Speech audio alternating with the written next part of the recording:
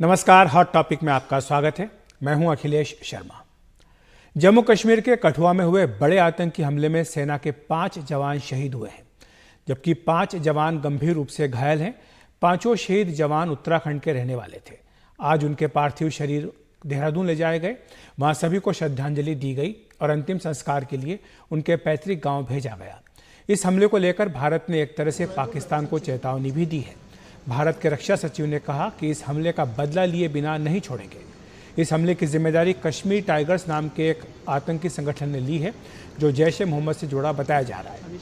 इस बीच डोडा के जंगलों में आतंकियों से मुठभेड़ जारी है। घाड़ी भगवा के जंगलों में ये मुठभेड़ हो रही है।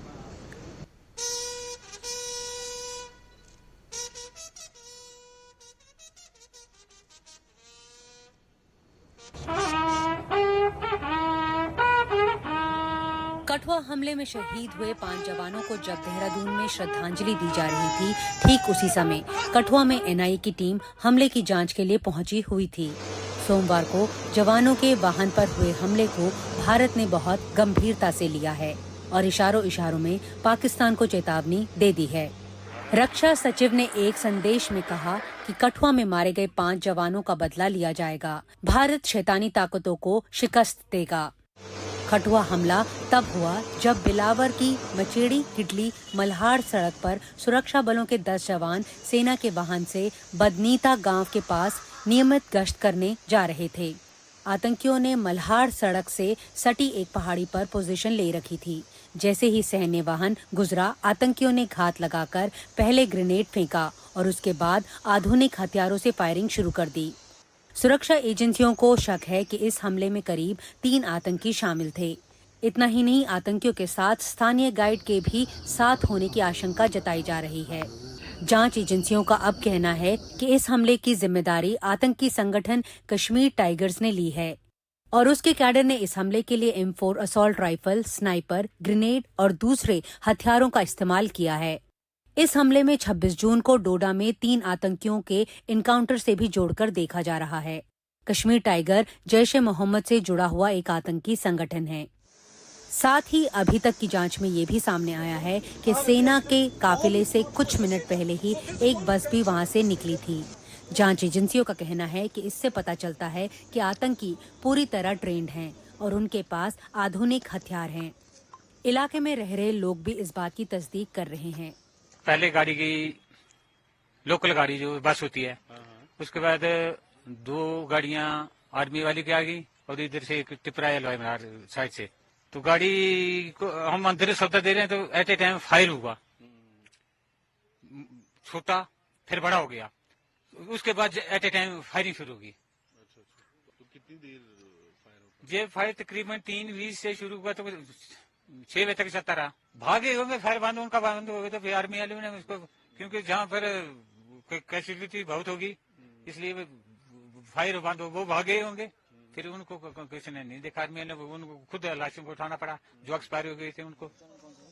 अभी कठुआ की जांच चल ही रही थी कि डोडा में एक और इनकाउंटर शुरू हो गया। हाल के दिनों में जम्मू कश्मीर में टेरर का ग्राफ बढ़ता जा रहा है। 9 जून को 10 श्रद्धालु रियासी में आतंकियों की गोलियों का निशाना बने। 26 जून को डोडा में 3 आतंकी सुरक्षा बलों के सर्च ऑपरेशन में मारे गए। 7-8 जुलाई को सुरक्षा बलों द्वारा 6 आतंकियों को कुलगाम में मारा गया।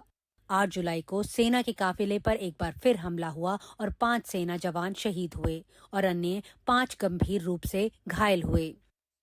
इस हमले को अंजाम देने के बाद आतंकी जंगल में भाग गए। उनकी तलाश में सर्च ऑपरेशंस जारी हैं। आतंकियों को खोजने के लिए सुरक्षा बलों की और टुकड़ियां भी वहां भेजी गई हैं। पिछले 32 महीनों में 44 जवान जम्मू इलाके में शहीद हुए हैं। ये वो इलाका है जो 10 साल पहले तक शांतिपूर्ण माना जाता था। सुरक्षा बलों के लिए चिंता की बात ये भी है कि आतंकी आते हैं, हमला करते हैं और फरार होने में भी कामयाब हो जाते हैं। नई दिल्ली से नीता शर्मा, NDTV इंडिया के लिए। वहीं उत्तराखंड के मुख्यमंत्री पुष्कर सिंह धामी ने कहा कि इस कायरतापूर्ण हमले के दोषी किसी भी कीमत पर बख्शे नहीं जाएंगे और उन्हें पनाह देने वाले लोगों को भी नतीजे भुगतने होंगे। देखिए, उत्तराखंड देवभूमि के साथ साथ वीरभूमि है और आज हमारे 5 वीर जवानों के शहीद होने की सूचना मिली है, जो बहुत ही कष्टकारी है, दुखद है। लेकिन हमारे 5 जवान जिन्होंने अपना सर्वोच्च बलिदान दिया है भारत माता की रक्षा के लिए, हम सब की रक्षा के लिए, उनका बलिदान बेकार नहीं जाएगा और पूरा राष्ट्र उनको याद करेगा। निश्चित रूप से हमारे इन वीर जवानों का बदला लिया जाएगा। आतंकवाद का सफाया होगा, अलगाववाद का सफाया होगा, विघटनकारी शक्तियों को तगड़ा जवाब दिया जाएगा। वहीं कांग्रेस ने कठुआ में 5 जवानों की शहादत पर दुख जताया है। कांग्रेस ने आज कहा कि जिम्मेदार विपक्ष होने के नाते उनकी मांग है कि सरकार इसे गंभीरता से ले और आतंकियों को उन्हीं की भाषा में जवाब दे। कांग्रेस ने कहा कि वो सरकार का हर तरह से समर्थन करने के लिए तैयार है। हमारा ये मानना है कि जिस गंभीरता से सरकार को लेना चाहिए उस गंभीरता सरकार नहीं ले रही, तो एक जिम्मेदार विपक्ष के नाते हम सरकार का ध्यान इस ओर खींचना चाहते हैं, आग्रह करना चाहते हैं इसको सरकार पूर्णतः गंभीरता से ले और सभी देशवासी और एक जिम्मेदार विपक्ष के रूप से भारतीय राष्ट्रीय कांग्रेस के रूप में हम भी हर तरीके से सरकार जो कदम उठाएगी देश की सुरक्षा के मद्देनजर उस हर कदम का सहयोग करने के लिए हम तत्पर हैं। तो इसी पर चर्चा करने के लिए हमारे साथ 2 खास मेहमान जुड़ रहे हैं। लेफ्टिनेंट जनरल रिटायर्ड सतीश दुआ जी, रक्षा विशेषज्ञ, साथ ही अनिल त्रिगुणायत जी, पूर्व राजदूत। आप दोनों का बहुत बहुत स्वागत है एनडीटीवी इंडिया पर। सबसे पहले दुआ साहब आपके पास आऊँगा। आप किस तरह से देखते हैं जो घटनाएं लगातार बढ़ रही हैं, जैसा कि हमने रिपोर्ट में भी देखा कि जम्मू क्षेत्र में खासतौर से ग्राफ जो है वो लगातार बढ़ रहा है, तो इसको क्या एक चुनौती के तौर पर देखा जाए और इससे निपटने के आपके हिसाब से क्या रास्ते हैं? जाहिर है ये चुनौती तो है, लेकिन जो घटनाक्रम हुआ है और जो अभी आपके रिपोर्ट में भी दिखाया गया कि पिछले 2 महीनों में जो वारदातें हुई हैं, एक कुलगाम में छोड़ के बाकी सारी जम्मू रीजन में है, यानी पीर पंजाल के साउथ में है, चाहे वो रियासी में हो, चाहे वो डोडा भद्रवाह के इलाके में हो, और चाहे कठुआ में दो घटनाएं हुई हैं। ये एक प्रयास है उग्रवादी संगठनों द्वारा और उनके हैंडलर्स जो पार हैं पाकिस्तान में, कि जो डोरमेंट इलाके हैं, जो अब तक जो जहां पर ज्यादातर चैन और अमन था, उन डोरमेंट इलाकों को एक्टिवेट करना जी। और क्योंकि कश्मीर में काफी हद तक अब नॉर्मलसी आ रही है। वायलेंस जो है, सड़कों पे पथराव नहीं होता, बंद नहीं होते, स्कूल खुलते हैं, सैलानी आ रहे हैं, टूरिस्ट आ रहे हैं, वो सब जब नॉर्मलसी की तरफ बढ़ता है तो वो एक टेररिस्ट जो हैं वो पब्लिक के दिमाग में एक भय की भावना पैदा करना चाहते हैं। They want to instil fear in the minds of people. और खास तौर पे आने वाले इलेक्शंस के चलते वो ऐसी घटनाएं मुझे लगता है और बढ़ेंगी, और ताकि वो एक माहौल, ऐसा खौफ का माहौल पैदा कर सकें या खलल डाल सकें इलेक्शंस में। तो अब हमारे को और मुस्तैदी से काम करना है और ये पुख्ता इंटेलिजेंस हासिल करनी है। अब ऑलरेडी सेना ने अपनी प्रेजेंस और बढ़ा दी है और जाहिर है उस तरफ कदम उठाए जा रहे होंगे सिक्योरिटी फोर्सेस की तरफ से, लेकिन बहरहाल ये एक चिंता का विषय है और इस पे बहुत मुस्तैदी से काम करने की जरूरत है। जी, अनिल जी, आपको लाना चाहूंगा इस चर्चा में। हमने रक्षा सचिव का बयान देखा जिसमें उन्होंने कहा कि इसका बदला लिया जाएगा। एक तरह से ये पाकिस्तान के लिए इशारा माना जा रहा है, जहां से कि आतंकवादियों को पनाह मिलती है, जहां से वो घुसपैठ करते हैं। किस तरह के ऑप्शंस हैं भारत के सामने अगर हम रक्षा सचिव की बात कोई आगे बढ़ाएं तो? देखिए, इसमें कोई शक नहीं है कि पाकिस्तान एक ऐसी स्टेट है जिसकी विदेश नीति पूरी तरह क्रॉस बॉर्डर टेररिज्म के ऊपर आधारित है, और वो अब भारत के खिलाफ पूरी तरह से 40 साल से लगा हुआ है। ऐसा प्रधानमंत्री ने अभी रशिया में भी इस बारे में जिक्र किया है जी। तो मेरा मानना यह है कि हमें तो ये हमेशा से चुनौती रही है। दुनिया को ही नहीं समझ आया कि किस तरह से टेररिज्म, और उसको वो जियोपॉलिटिकल रोल में वो पाकिस्तान को बढ़ावा देते रहे, चाहे अमेरिका हो, चीन हो, ये सारे मुल्क उसको सपोर्ट करते रहे। तो भारत ने अपना एक सिस्टम बदल दिया। अब उसका रिस्पांस किस तरह से होगा कि अगर वो वहां पर क्रॉस बॉर्डर टेररिज्म करते हैं तो क्रॉस द बॉर्डर अगर कुछ उनके वो हैं तो उसके ऊपर अटैक किया जाएगा, उनको वहीं पे उनको मारा जाएगा जहां पे टेररिस्ट, क्योंकि आप टेररिस्ट का वेट नहीं कर सकते कि वो आपको हिट करें। अभी जैसा जनरल साहब ने कहा, कितनी जगहों में कठुआ हो, कलगाम हो, डोडा हो, आपका रियासी है, जहां देख रहे हैं आप पिछले बिल्कुल इम्यूनिटी के साथ आकर के वो अटैक करके चले जाते हैं। तो हमारी जो भी एक तरह मैं कहूंगा कहा जा रहा है कि कोई मल्टी प्रोंग्ड स्ट्रेटेजी जो बनाई है हमें, मेरे को लगता है कि उसको भी रिव्यू करना चाहिए।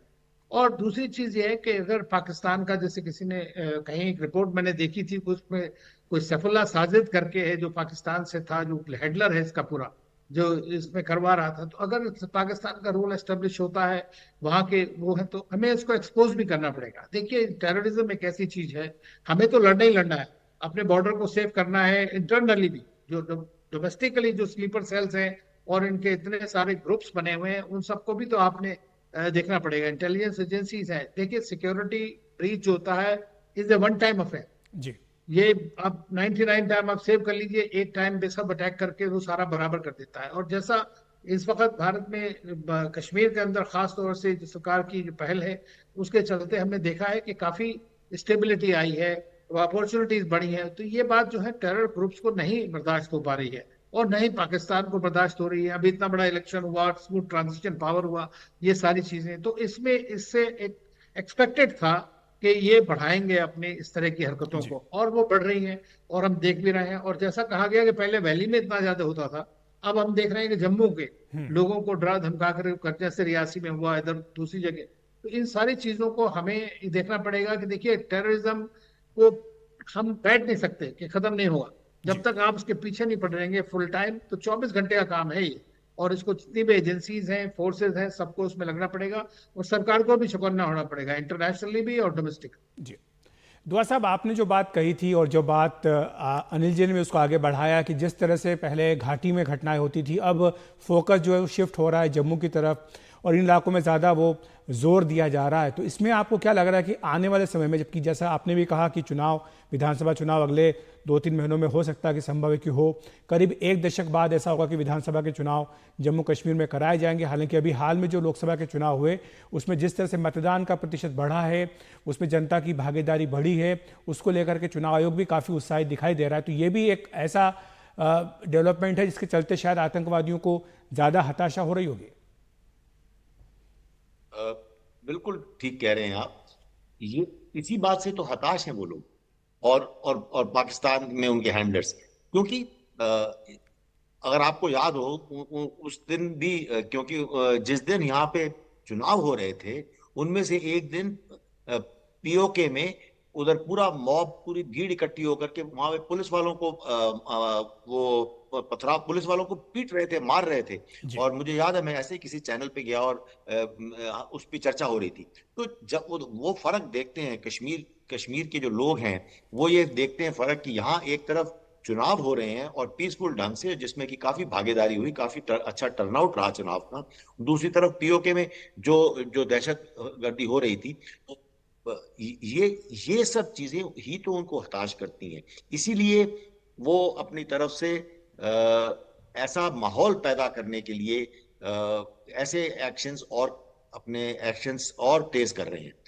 जाहिर है वो एक्शंस ज्यादा इस इलाकों में करना चाहते हैं जो कि डोरमेंट हैं, क्योंकि इससे क्या होता है कि सिक्योरिटी फोर्सेस का ध्यान और इंटेलिजेंस एजेंसीज का ध्यान वो हर जगह बांटने में कामयाब हो जाएंगे।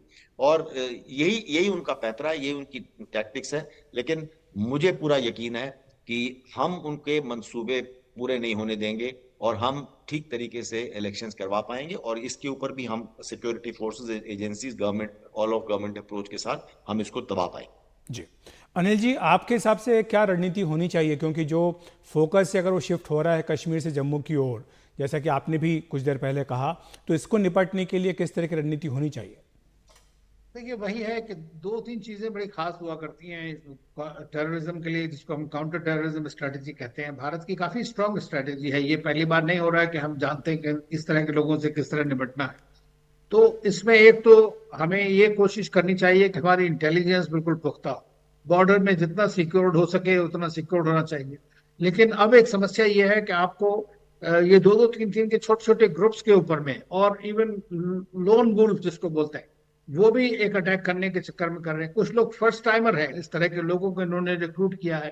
तो देखिए, एक तो डेवलपमेंटल प्रायोरिटीज रीजन की, जहां लोगों को, जो यूथ है उसको एक मौका मिले कि उसको लगे कि हमारा स्टेक होल्डरशिप है, वो ही बढ़ाना पड़ेगा।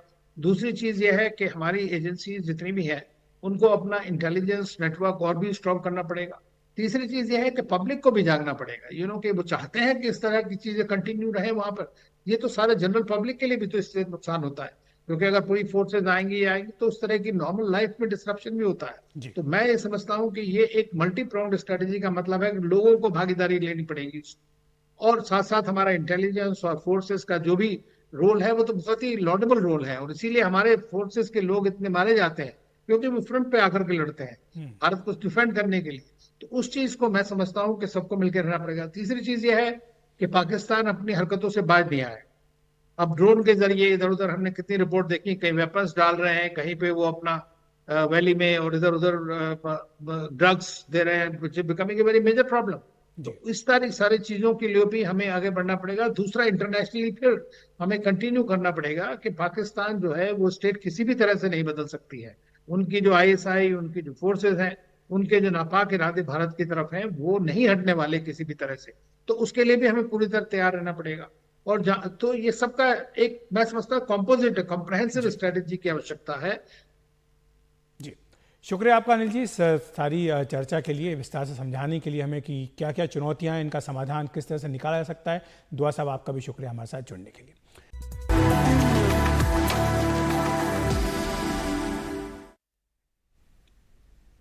आज प्रधानमंत्री नरेंद्र मोदी की रूसी राष्ट्रपति व्लादिमीर पुतिन के साथ आमने सामने की वार्ता हुई। पीएम मोदी ने पुतिन से बातचीत में आतंकवाद की समस्या का जिक्र किया। उन्होंने दुनिया भर में फैले आतंकवाद की निंदा की। प्रधानमंत्री ने रूस यूक्रेन युद्ध की बात करते हुए कहा कि बम और बंदूकों से समस्या का समाधान नहीं मिलता, इसके लिए बातचीत के रास्ते पर आना होता है। बम, बंदूक और गोलियों के बीच समाधान और शांति वार्ताएं सफल नहीं होती हैं, और हमने वार्ता के माध्यम से ही शांति के रास्ते अपनाने होंगे। एक्सेलेंसी, कल हमारी बात में ये भी हमारा मन बना था, और शांति की बहाली में भारत हर संभव सहयोग करने के लिए तैयार है। और आपका भी सानुकूल विचार सुनकर के मुझे बहुत खुशी हुई। एक्सेलेंसी, युद्ध हो, संघर्ष हो, आतंकवादी हमले हो, मानवता में विश्वास करने वाला हर व्यक्ति जब जानहानि होती है तब बहुत पीड़ित होता है। लेकिन उसमें भी जब मासूम बच्चों की कत्ल होती है, मासूम बच्चों को मरते हुए देखते हैं, तब हृदय छलनी हो जाता है, और वो दर्द बहुत भयानक होता है। और इस विषय में भी आपसे विस्तार से चर्चा हुई। एक्सेलेंसी, एक मित्र के नाते मैंने हमेशा कहा है कि हमारी भावी पीढ़ी के उज्जवल भविष्य के लिए शांति सर्वाधिक आवश्यक है। पीएम मोदी ने रूस में फंसे भारतीयों का मुद्दा भी उठाया, जिस पर राष्ट्रपति पुतिन ने उनकी जल्द वापसी का भरोसा भी दिया है। विदेश सचिव विनय मोहन क्वात्रा ने थोड़ी देर पहले ये जानकारी दी। Prime Minister strongly raised the issue of early discharge of Indian nationals who have been misled into the service of the Russian army. This was taken up strongly by the Prime Minister, and the Russian side promised early discharge of all Indian nationals from the service of the Russian army. और अब आपके लिए एक सवाल, जिस पर आप अपनी राय हमें QR कोड को स्कैन करके दे सकते हैं और अपना जवाब भेज सकते हैं। सवाल यह है कि सुप्रीम कोर्ट की फटकार के बाद क्या नीट यूजी की परीक्षा रद्द होनी चाहिए। आपको बता दें कि कल 8 जुलाई को नीट पेपर लीक मामले में सुप्रीम कोर्ट में सुनवाई हुई थी, जिस दौरान मुख्य न्यायाधीश DY चंद्रचूड़ ने कहा कि यदि परीक्षा की पवित्रता खत्म हो जाती है और यदि दागी और बेदाग को अलग करना संभव नहीं, तो दोबारा परीक्षा का आदेश देना होगा। इन सबके बीच सवाल है कि क्या नीट यूजी परीक्षा रद्द हो जानी चाहिए।